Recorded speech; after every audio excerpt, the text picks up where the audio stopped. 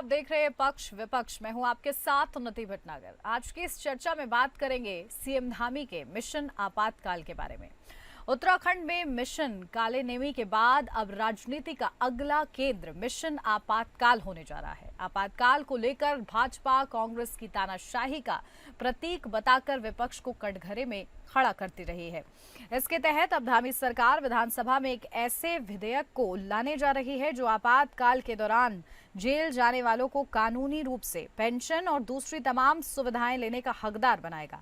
हालांकि त्रिवेंद्र सरकार के दौरान लोकतंत्र सेनानियों को पेंशन देने से जुड़ा एक शासनादेश किया गया था, लेकिन अब धामी सरकार अब इसे अमली जामा पहनाने जा रही है। इस मामले में गृह विभाग के अधिकारी विधेयक का ड्राफ्ट तैयार करने में जुटे हुए हैं। इसमें 25 जून 1975 से 21 मार्च 1977 तक आपातकाल के दौरान 1 महीने की जेल काटने वाले लोगों को इस विधेयक का लाभ मिल सकेगा। फिलहाल त्रिवेंद्र सरकार उत्तराखंड में एक शासनादेश के माध्यम से ऐसे लोगों को 20,000 रुपए महीना की पेंशन दे रही है, लेकिन उत्तराखंड में इस वक्त 82 लोग ऐसे हैं जो आपातकाल के दौरान 1 महीने की जेल काटने के चलते सरकार से पेंशन ले रहे हैं। उत्तराखंड लोकतंत्र सेनानी सम्मान विधेयक को आगामी गैरसैंण सत्र में भी लाया जा सकता है। बड़ी बात यह है कि इसमें पेंशन के अलावा बाकी कुछ दूसरी सुविधाओं को भी दिए जाने पर विचार चल रहा है और वित्त विभाग का सकारात्मक रुख रहा तो लोकतंत्र सेनानियों को पेंशन के अलावा परिवहन और स्वास्थ्य जैसी सुविधाएं भी मुफ्त में दी जा सकती हैं। तो देखिए, बड़ी चर्चा आज इसी पर होगी कि आखिर ये जो मिशन आपातकाल सीएम धामी की सरकार लाने वाली है कितना ज्यादा लाभदायक और विपक्ष के लिए कितनी बड़ी खतरे की घंटी होगी, क्योंकि कहीं ना कहीं जिस तरीके से विपक्ष को लगातार सत्ता पक्ष आपातकाल को लेकर कटघरे में खड़ा करता रहा है, ऐसे में विपक्ष के पास इसको लेकर क्या तोड़ होता है ये देखना होगा।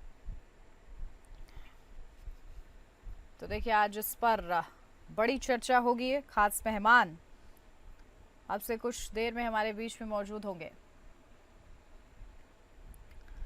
तो चलिए, खास मेहमान हमारे साथ जुड़ गए हैं, सीधा आपको रूबरू कराती हूँ। हमारे साथ आरपी रतूड़ी प्रवक्ता बीजेपी से जुड़ गए हैं। आरपी जी, बहुत स्वागत आपका।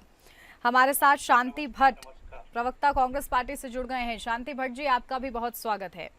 और शुरुआत करूंगी आरपी रतूड़ी जी आपके साथ, क्योंकि कहीं ना कहीं अब आप लोग जिस तरीके से आपकी सरकार ये मिशन आपातकाल लेकर आ रही है, क्या एजेंडा इसके पीछे, क्या उद्देश्य?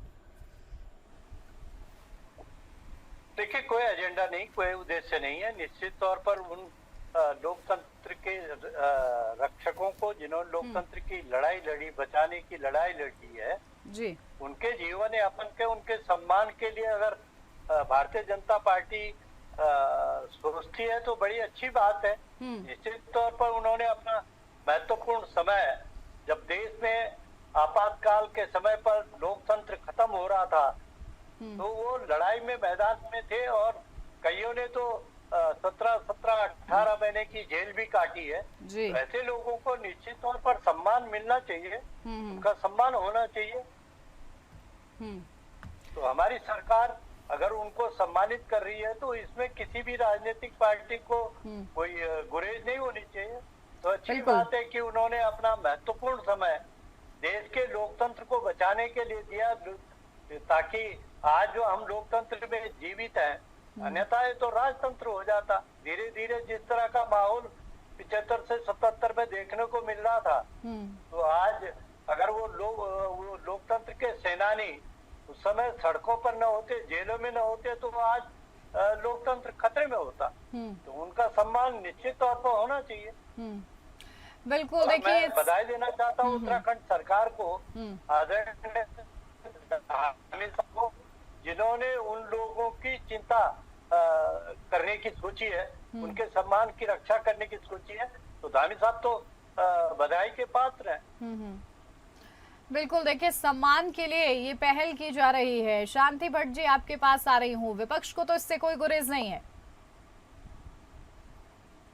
देखिए, भारतीय जनता पार्टी का चाल, चरित्र और चेहरा समय समय पर बेनकाब होता रहता है और आज भी जब ये चर्चा हो रही है और आपातकाल पर अगर ये कोई सम्मान लेकर आ रहे हैं, तो इनका जो चाल और चरित्र और चेहरा है वो फिर उजागर हो गया।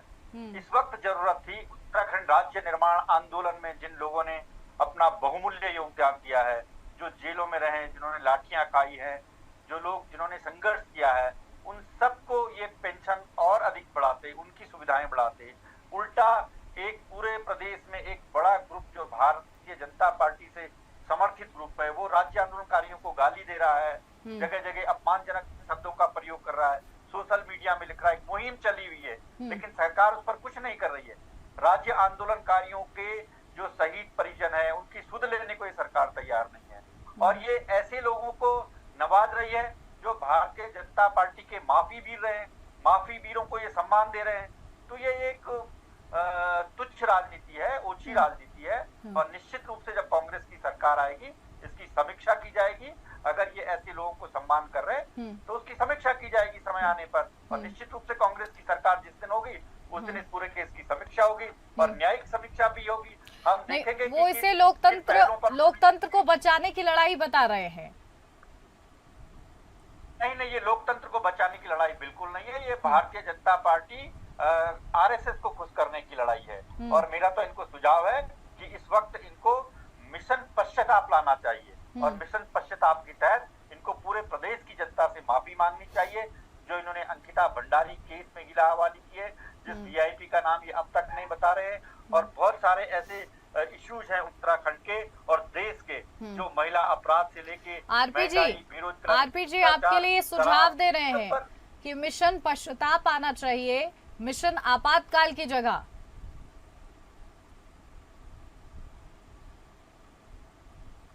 आरपी जी, मेरी आवाज मिल रही है आपको? जी, वो कह रहे हैं कि मिशन पश्चाताप आप लोग को लाना चाहिए, प्रदेश की जनता से माफी मांगनी चाहिए, बल्कि इसके कि आप मिशन आपातकाल लाएं। अब देखिए, शांति प्रसाद भटजी एक वकील भी हैं। अच्छी बात है, एक अधिवक्ता अपनी पैरोकारी नहीं करेगा तो कल दल पूछेगा उनसे, लेकिन उनके संज्ञान में ये होना चाहिए केवल भाजपा का नहीं था आपातकाल। इसमें जो आज लालू प्रसाद यादव जो इनके बड़े चहेते हैं, मुलायम सिंह यादव इनके बड़े चहेते हैं, और उत्तराखंड में जनता पार्टी के बहुत लोक दल के लोग, कम्युनिस्ट के लोग, ये तमाम लोग थे। इसमें केवल भारतीय जनता पार्टी का तो गठन ही 1980 में हुआ। उससे पहले जितने भी लोग थे जो राजनीतिक तौर पर हिंदुस्तान की लोकतंत्र की बात करते थे, उन सबको इन्होंने जेल में डाला। अब जेल में डालने में वो कोई केवल आरएसएस के लोग नहीं थे। जितने भी लोग लोकतंत्र बचाने की बात करते थे, मैंने जिनका नाम भी लिया, वो कभी आरएसएस के लोग नहीं थे। ना मुलायम सिंह जी थे, ना लालू यादव जी थे। और बहुत सारे लोग थे जिनके नेतृत्व में बहुत सारे तो कांग्रेस के मित्र भी थे, जिन्होंने कांग्रेस छोड़ दी थी उस समय। वो भी आंदोलनकारी उस समय लोकतंत्र बचाने की बात कर रहे थे। इनको मालूम होना चाहिए कि उस समय कितने बड़े दिग्गज जो कांग्रेसी थे, उन्होंने कांग्रेस छोड़ करके और दूसरी व्यवस्था पैदा करके नई दल बनाया था। वो लोग भी प्रताड़ित थे, उन लोगों को भी उस श्रेणी में रखा गया। केवल आरएसएस, अब ये इनकी सोच की कमी है। सवाल उस बात का नहीं है, सवाल इस बात का है कि उनके कार्यों को देखा जाना चाहिए कि क्या वो व्यक्तिगत लड़ाई के लिए लड़ रहे थे या देश के लोकतंत्र बचाने की बात कर रहे थे, जनता की बात कर रहे थे ना। जनता पर जो अत्याचार हो रहा था, जो ऐसी व्यवस्थाएं थी, अब आप खुद जानती हैं कि उस समय कितना अत्याचार हुआ कि घर से पकड़ करके उन्हें कहा तुम मंदिर जा रहा तो चल अंदर, तू फलाना कर रहा चल अंदर। तो ये जब व्यवस्थाएं थी, तो आज उन लोगों के लिए अगर हम सम्मान की बात कर रहे हैं तो कांग्रेस को काहे को चिंता हो रही भाई? कांग्रेस के लोग भी हैं उसमें जो उस समय इंदिरा जी से समर्थन नहीं करते थे। उनकी सोच शांति भट्ट जी को अलग रखते थे। अगर उस समय के पीड़ितों को अगर थोड़ी सी राहत मिल जाती है तो आप लोग को तकलीफ कहाँ हो रही है? देखिए, इंदिरा जी ने अगर आपातकाल लाया था तो इंदिरा जी ने यूं ही आपातकाल नहीं लाया था। उसकी संवैधानिक व्यवस्था उसमें थी। आर्टिकल 19 में ये व्यवस्था है कि जब जब जब जब आंतरिक कलह हो देश में और देश को लगे कि ये आंतरिक कलह है, कलह के कारण देश में दुर्घटनाएं हो सकती हैं या टूट हो सकती है। लेकिन वो एक काला अध्याय था, उसे आप लोग जितना चाहे जस्टिफाई कर ले, वो जस्टिफाई नहीं हो पाएगा। इस तरीके से लोकतंत्र की हत्या आपातकाल के समय की गई थी, उसको जस्टिफाई करना आपको लगता है ठीक होगा? नहीं नहीं नहीं नहीं नहीं, वो हत्या नहीं हुई थी। वो देश की एक सुरक्षा के लिए एक पहलू था और वो संवैधानिक पहलू था जिसको इंदिरा गांधी जी लेकर किसका भला हुआ लेकिन इससे आपातकाल से किसका भला हुआ? अगर इंदिरा जी दूरदर्शी नेता थी, सिर्फ कुर्सी का भला हुआ है, तो आज कुर्सी के अलावा और किसी का भला नहीं हुआ था। आप देखिए ना, अगर इंदिरा जी उस समय आपातकाल नहीं लाई होती और अगर ये मान लेते भारतीय जनता पार्टी और आरएसएस और अन्य लोग, तो आज इंदिरा जी की बात सही साबित नहीं होती। जो आज पंचायत चुनाव उत्तराखंड में चल रहा है और उसमें 2 बच्चों का प्राविधान किया गया है, तो क्यों किया गया 2 बच्चों का प्राविधान? इंदिरा जी ने तो ये बात तब सोच ली थी। जो बात ये आज लागू कर रहे हैं, इंदिरा जी तो तब सोच चुकी थी। तो मतलब इतने साल बाद इन्होंने इंदिरा जी की बात को माना है और उसको एक पंचायती राज एक्ट में उसको लाए हैं। तो कहने का मतलब है कि इंदिरा जी तब सही थी। अगर आज ये उस बात को लागू कर रहे हैं तो तब इंदिरा जी सही थी, जिस बात का ये आज विरोध कर रहे हैं। ये लोग तो इंदिरा जी की बात को सुन रहे हैं, लेकिन जब जाति जनगणना का मुद्दा आता है तब आप लोग इंदिरा जी की बात को नहीं सुनते हैं। तब भी तो वो सही कह रही थी। दूसरे आप देखिए ना, इन्होंने अभी मेरे लायक वरिष्ठ साथी ने अभी कहा कि हम सम्मान कर रहे हैं और लालू जी और समाजवादी पार्टी जिनका ये नाम ले रहे हैं, आदरणीय मुलायम सिंह यादव, अखिलेश जी और लालू प्रसाद यादव जी, उनकी भी अपने अपने राज्यों में सरकार रही है। हम उनका बहुत सम्मान करते हैं, लेकिन उन्होंने तो कभी इस तरह का कोई सम्मान का कोई ऐसा अध्यादेश लाए नहीं अपने राज्यों में। उन्होंने तो अभी ऐसा कोई लाया है तो आप नहीं। तो जैसा कि आपने ही कहा शांति भट्ट जी कि ये सम्मान का अध्यादेश है, तो किसी को सम्मान मिले इससे तो तकलीफ नहीं होनी चाहिए ना विपक्ष को? नहीं, सम्मान आम जन को सम्मान मिले, उसको हमें कोई तकलीफ नहीं है। लेकिन अगर आप आरएसएस पृष्ठभूमि के लोगों को सम्मान दे रहे हैं तो वो एक सरकारी धन का दुरुपयोग है। क्यों आपको ऐसा लग रहा है? क्या ऐसा कोई तथ्य है जिसमें आपको लगे कि सिर्फ आरएसएस को लोगों को ही फायदा पहुंचाया जा रहा हो? तो मैं पूछूं जरा आरपी जी से। हाँ, अभी आप बता दीजिए ना, जिन 82 लोगों को इन्होंने चिन्हित किया उनकी लिस्ट बता दीजिए, मैं बता दूंगा। उन 82 में से 80 आरएसएस के हैं। आप बताइए, मैं उनको। ठीक है आरपी जी, सीधा आप लोग पर आरोप है कि सिर्फ जो आरएसएस पृष्ठभूमि से आते हैं उन लोगों का सम्मान होगा। कहीं सम्मान की आड़ में आप लोग ये तो नहीं कर रहे हैं? देखिए, अब मैंने कहानी की लिस्ट हमसे मांगेंगे, इनको स्वयं इतना ज्ञान होना चाहिए कि वो लिस्ट देखे ना, उसमें कितने हैं। उसमें कम्युनिस्ट के लोग भी हैं, उसमें अदर पार्टी के लोग भी हैं। और दूसरा ये जो अभी कह रहे थे कि आपातकाल नहीं है। आप सुनो बीच में मत बोलो, आप लिस्ट ले लेना ना, आप तो वकील हैं, ले सकते हैं। मैं आपको ये कह रहा हूँ कि इंदिरा जी ने आपातकाल क्यों लगाया था? व्यक्तिगत जीत पर। हाईकोर्ट इलाहाबाद ने जब उनका चुनाव रद्द किया तो देश पर आपातकाल थोपने का काम किया। कौन सी आपातकाल स्थिति थी? युद्ध था, गृह युद्ध हो गया। आप जबरदस्ती, क्योंकि आपका चुनाव रद्द कर दिया गया और आप लोकतंत्र पर भरोसा करती तो शायद दोबारा चुनाव लड़ती ना जी। लेकिन आपने देश पर थोप दिया कि 5 साल का चुनाव आपने 7 साल तक लोकसभा चलाई। ये लोकतंत्र की हत्या नहीं थी तो क्या थी? ये कानून की धज्जियां नहीं उड़ाई तो क्या थी? और तब जो हुआ वो हुआ, लेकिन अब जो हो रहा है उस पर जो सवाल उठाए जा रहे हैं उसके पीछे क्या वैलिड रीजन है? जी आपके पास आ रही हूँ क्योंकि आपकी बात पूरी नहीं हो पाई थी। क्योंकि देखिए, जिस तरीके से आरोप इसको लेकर लग रहे हैं कि आरएसएस पृष्ठभूमि से लोग हैं, ऐसे में वो लिस्ट क्या है? आखिर उस लिस्ट की सच्चाई क्या है? आप लोग को रखना पड़ेगा विपक्ष के सामने, वरना विपक्ष यूं ही हमलावर रहेगा। निश्चित तौर पर सत्र आने वाला है, इनके विधायक सजग हो तो लिस्ट मांगे निश्चित तौर पर। अब सत्र में मांगे ना, और इनकी ये तो वकील है भाई, सूचना के अधिकार में ले लेना। खाली यहाँ चैनल पर कोई बात कहने से नहीं चलेगा। हम ये कह रहे हैं कि आपके पास बहुत सारे साधन हैं। सत्र चलने वाला, आपके विधायक लिस्ट मांग ले, कौन किस पृष्ठभूमि का है, कौन किस राजनीतिक क्षेत्र का है। दूसरा, अभी मेरे मित्र कह रहे थे इंदिरा जी ने जो है फैमिली, अरे भाई ये संजय गांधी की दादागिरी थी उस समय। उनके सूत्र 5 सूत्री कार्यक्रम इंदिरा गांधी के नहीं थे, संजय गांधी के थे। शायद इनका तो 75 के बाद जन्म हुआ होगा आदरणीय भट्ट जी का, इसलिए ज्यादा जानकारी नहीं, पर हमने भुगता है कि अगर राशन 1 किलो कम गलती से बोर्ड पे लिखी गई तो सीधा जेल में था आदमी, व्यापारी, उसको कोई छूट नहीं थी। सवाल इतना जबरदस्त वो था कि लोग जो है जिसकी शादी नहीं उसकी आप फैमिली प्लानिंग करा रहे थे। मैं आपको बताने को मालूम हुआ जिसकी कभी शादी नहीं हुई उसकी फैमिली प्लानिंग कर दी।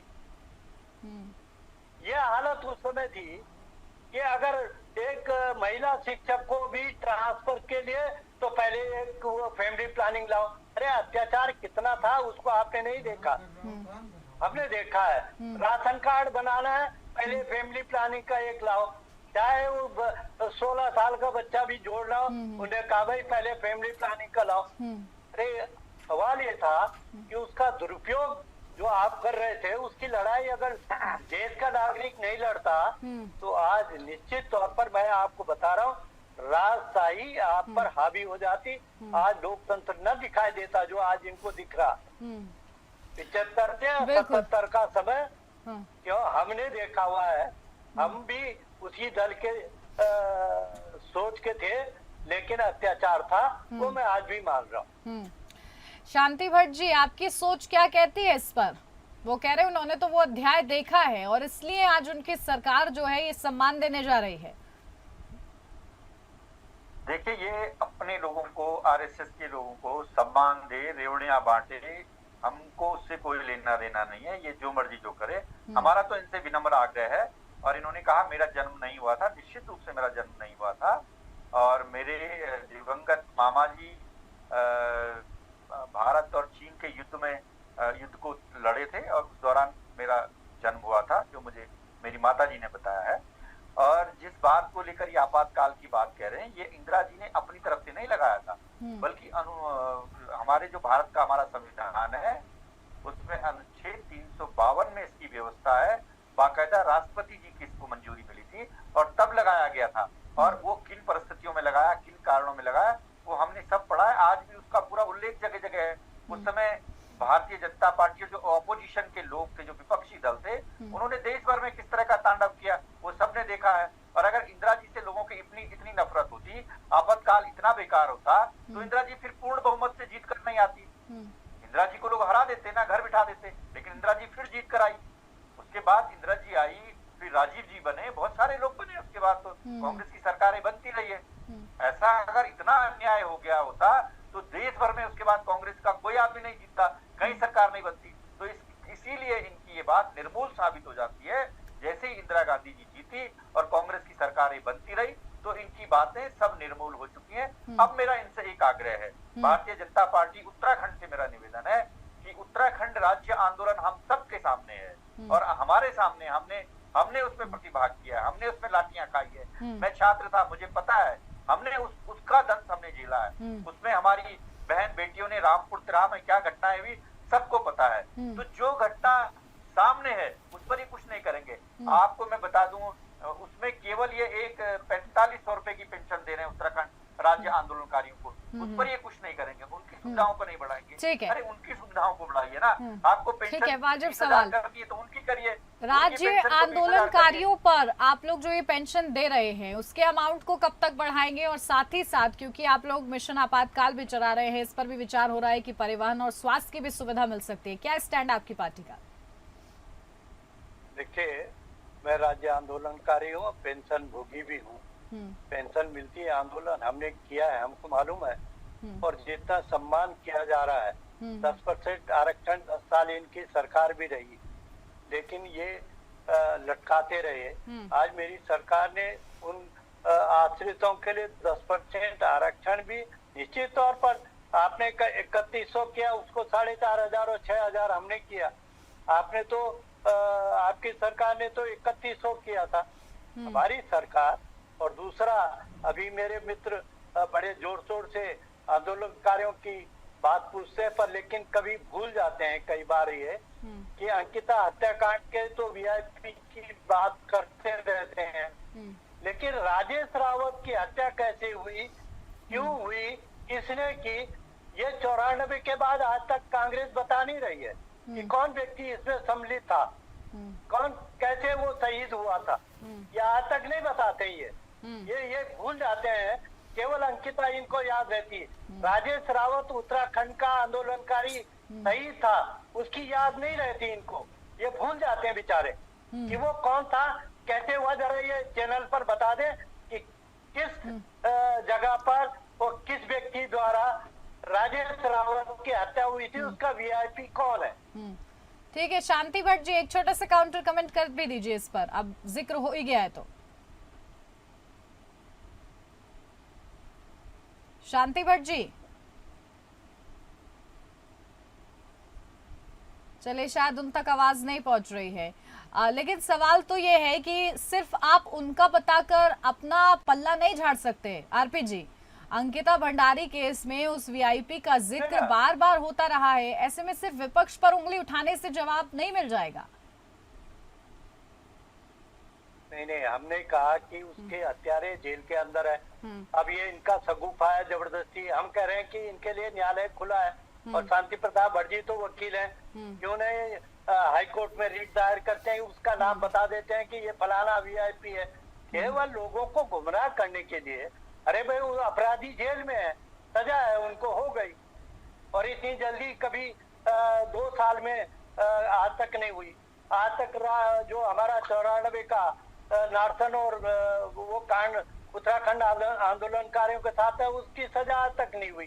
पर अंकिता हत्याकांड में तत्काल 2 साल में सजा हो चुकी है, और उसका वीआईपी अगर इनको कोई याद है कौन है, तो कोर्ट के लिए दरवाजे खुले हैं ना, क्यों नहीं जा रहे वहाँ।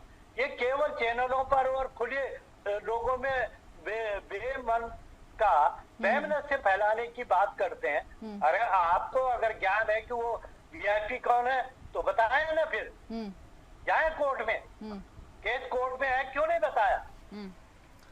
ठीक है शांति भट्ट जी, गुमराह करने के लिए, केवल गुमराह करने के लिए